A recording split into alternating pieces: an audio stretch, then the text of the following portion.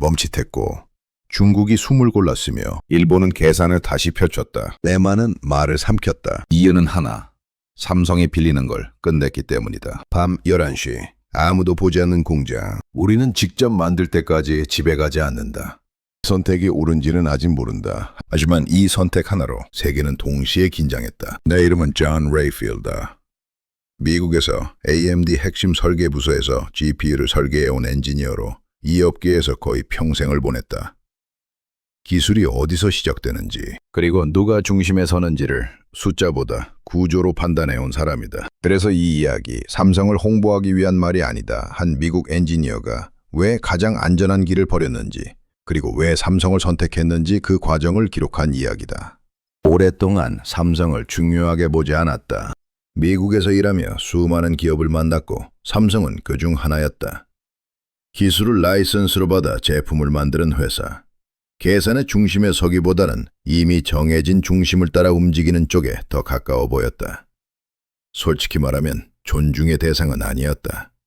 기술의 주도권은 우리가 쥐고 있었고 삼성은 그 기술을 필요로 하는 고객이었다. 그렇게 생각하는 게 자연스러웠다. 미국에서 바라본 삼성은 늘 비슷한 위치에 있었다. 규모는 컸고 생산 능력은 뛰어났지만 결정적인 무언가는 다른 회사들이 쥐고 있었다. 설계는 미국이 하고 표준은 미국이 만들며 삼성은 그것을 빠르고 크게 구현하는 역할처럼 보였다. 효율적이지만 주도적이지는 않았다. 나는 그 구조를 문제라고 느끼지 않았다. 오히려 합리적이라고 생각했다. 모든 회사가 중심이 될 필요는 없다고 여겼기 때문이다. 그 시절 내 관심은 다른 곳에 있었다. 더 빠른 연산, 더 높은 효율, 더 강력한 성능. 경전사는 늘 명확했고 기준도 누가 먼저 만들었는지, 더 많이 가져갔는지가 중요했다. 그런 관점에서 보면 삼성은 늘 한 발 뒤에 있는 회사였다. 따라오는 데는 능했지만 길을 여는 회사는 아니었다. 그래서 나는 삼성에 대해 깊이 생각하지 않았다. 특별히 싫어하지도 않았고 굳이 높이 평가하지도 않았다. 미국에서 일하며 수많은 기업을 만났고 삼성은 그중 하나였다. 기술을 라이선스로 받아 제품을 만드는 회사, 계산의 중심에 서기보다는 이미 정해진 중심을 따라 움직이는 쪽에 더 가까워 보였다. 솔직히 말하면 존중의 대상은 아니었다. 기술의 주도권은 우리가 쥐고 있었고 삼성은 그 기술을 필요로 하는 고객이었다. 그렇게 생각하는 게 자연스러웠다. 미국에서 바라본 삼성은 늘 비슷한 위치에 있었다. 규모는 컸고 생산 능력은 뛰어났지만 결정적인 무언가는 다른 회사들이 쥐고 있었다. 설계는 미국이 하고 표준은 미국이 만들며 삼성은 그것을 빠르고 크게 구현하는 역할처럼 보였다. 효율적이지만 주도적이지는 않았다. 나는 그 구조를 문제라고 느끼지 않았다. 오히려 합리적이라고 생각했다. 모든 회사가 중심이 될 필요는 없다고 여겼기 때문이다. 그 시절 내 관심은 다른 곳에 있었다. 빠른 연산, 높은 효율, 강력한 성능. 경쟁사는 늘 명확했고 기준도 분명했다. 누가 먼저 만들었는지, 더 많이 가져갔는지가 중요했다. 그런 관점에서 보면 삼성은 늘 한 발 뒤에 있는 회사였다. 따라오는 데는 능했지만 길을 여는 회사는 아니었다. 그래서 나는 삼성에 대해 깊이 생각하지 않았다. 특별히 싫어하지도 않았고 굳이 높이 평가하지도 않았다. 그냥 그 자리에 있는 회사 필요하면 거래하고 아니면 지나치는 존재, 그 정도의 거리감이면 충분하다고 생각했다. 업계에서는 이미 말이 많았다. 엑시노스, 발열 문제, 성능 편차, 벤치마크 논란, 같은 기기인데 다른 성능이 나온다는 이야기가 반복됐다. 사용자 불만은 점점 거칠어졌고 해외 커뮤니티에서는 조롱 섞인 반응도 나왔다. 나는 그 분위기를 부정하지 않았다. 사실이라고 느꼈기 때문이다. 그 논란은 단순한 기술 문제가 아니었다. 신뢰의 문제였다. 같은 제품을 샀는데 그냥 그 자리에 있는 회사 필요하면 거래하고 아니면 지나치는 존재, 그 정도의 거리감이면 충분하다고 생각했다. 업계에서는 이미 말이 많았다. 엑시노스, 발열 문제, 성능 편차, 벤치마크 논란, 같은 기기인데 다른 성능이 나온다는 이야기가 반복됐다. 사용자 불만은 점점 거칠어졌고 해외 커뮤니티에서는 조롱 섞인 반응도 나왔다. 나는 그 분위기를 부정하지 않았다. 사실이라고 느꼈기 때문이다. 그 논란은 단순한 기술 문제가 아니었다. 신뢰의 문제였다. 같은 제품을 샀는데 결과가 다르다는 경험은 오래 남는다. 그 경험은 숫자보다 감정으로 기억된다. 삼성이라는 이름은 그 논란 속에서 점점 불리한 위치에 놓이고 있었다. 나는 그 상황을 멀리서 지켜봤다. 동정도 비난도 하지 않았다. 그냥 결과라고 생각했다. 그때까지 삼성은 계산의 중심에 있지 않았다. 중심은 늘 다른 곳에 있었다. 설계는 미국이 하고 기준은 미국이 정하며 삼성은 그 기준 안에서 최선을 다하는 역할이었다. 그 구조가 흔들릴 이유는 없어 보였다. 문제는 있어도 방향은 유지될 것이라 판단했다. 나는 그 판단을 크게 의심하지 않았다. 삼성도 그렇게 생각하고 있을 거라고 봤다. 라이선스를 유지하고 조금씩 개선하며 시간을 벌 것이다. 대부분의 회사가 그렇게 해왔다. 그 방식은 위험하지 않았고 실패 확률도 낮았다. 그런데 이상한 점이 하나 있었다. 논란이 커질수록 삼성의 질문이 달라지고 있었다. 단순한 개선 요청이 아니었다. 왜 이 구조를 썼는지, 어디서부터 문제가 시작됐는지, 무엇을 바꿔야 근본이 달라지는지 그 질문들은 표면을 긁지 않았다. 구조 자체를 다시 묻고 있었다. 나는 그게 불편했다. 라이선스 고객이 할 질문은 아니라고 느꼈다. 보통은 성능을 조금 더 끌어올리는 방법이나 전력 효율을 개선하는 방식에 관심을 갖는다 그런데 삼성의 질문은 그 이전으로 돌아가 있었다. 왜 이런 방식이 되었는지 처음부터 다시 묻고 있었다. 그 질문들은 답하기 어렵지 않았다 하지만 답을 하는 순간 책임의 방향이 달라진다는 걸 알고 있었다. 구조를 묻는 질문은 구조를 바꾸겠다는 의지와 닿아있다. 그건 단순한 협력이 아니라 역할의 변화로 이어진다. 나는 그 점이 마음에 걸렸다. 그래서 처음에는 거리를 유지했다. 질문에 답하되 깊게 들어가지 않았다. 이건 고객의 호기심일 뿐이라고 스스로를 설득했다 하지만 질문은 줄지 않았다. 오히려 더 구체적으로 바뀌었다. 나는 그 집요함을 무시하기 어려워졌다. 이후 삼성 엔지니어들이 본사를 방문했다. 예정된 미팅 시간은 2시간이었다. 회의는 오후에 시작해 저녁을 넘겼고 밤까지 이어졌다. 그들은 자리를 뜨지 않았다. 질문은 점점 더 세밀해졌다. 왜 이 선택을 했는지, 다른 길은 없었는지, 실패 가능성은 어디에 숨어 있는지. 그 질문을 받으며 나는 처음으로 생각했다. 이 사람들 단순히 사용자 입장이 아니다. 만들 생각을 하고 있는 것이다. 라이선스를 넘어서는 지점을 보고 있다는 느낌이 들었다. 그건 계산된 태도가 아니라 위험을 감수하는 태도에 가까운 것이었다. 밤이 깊어갈수록 분위기는 묘해졌다. 회의는 토론에 가까워졌고 질문은 점점 개인적인 판단으로 들어왔다.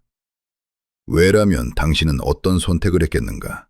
실패한다면 어디까지 감당할 수 있는가? 나는 그 질문들이 낯설었다. 고객과 나누는 대화가 아니었기 때문이다. 그날 밤 마지막 질문이 나왔다. 언젠가 우리가 직접 만든다면 당신이 도와줄 수 있겠습니까? 나는 웃으며 되물었다. 라이선스로 충분하지 않나요? 돌아온 답은 짧았다. 충분하지 않습니다. 우리는 빌리는 것을 멈추고 싶습니다. 그 말은 선언처럼 들리지 않았다. 이미 오래 고민한 끝에 나온 결론처럼 느껴졌다. 그 눈빛이 머릿속에 남았다. 이상하게도 그 장면은 계속 떠올랐다. 감동이라기보다 불편함에 가까웠다. 저렇게까지 해야 하나 싶었다. 효율적이지 않아 보였고 위험해 보였다. 이국식 기준으로 보면 과한 태도였다. 실패 확률을 스스로 키우는 선택처럼 느껴졌다. 그래서 더 의심했다. 저 열정이 오래 갈 수 있을까? 조직이 끝까지 버텨줄 수 있을까? 몇 번의 실패에도 같은 질문을 계속 던질 수 있을까? 나는 그 답을 쉽게 내리지 못했다. 그 이후에도 나는 삼성을 지켜봤다. 문제는 쉽게 사라지지 않았고 외부의 반응은 더 거칠어졌다. 그럴 때마다 한 가지 생각이 스쳤다. 내가 가면 해결할 수 있을 텐데. 하지만 곧 고개를 저었다. 이 회사는 아직 결심하지 않았다고 느꼈다. 라이선스를 갱신하며 시간을 벌고 있다고 판단했다. 그 판단은 나를 편하게 했다. 선택하지 않아도 되는 이유가 생겼기 때문이다. 하지만 동시에 마음 한쪽에서는 다른 생각이 자라나고 있었다. 만약 이 회사가 정말로 결심한다면 그때 나는 어떤 선택을 할 수 있을까? 그 질문은 쉽게 사라지지 않았다. 시간이 지나도 그날의 공기는 사라지지 않았다. 회의실에서의 질문보다 밤이 깊어지던 순간의 긴장이 더 오래 남았다. 나는 그 감정에 이름을 붙이지 않았다.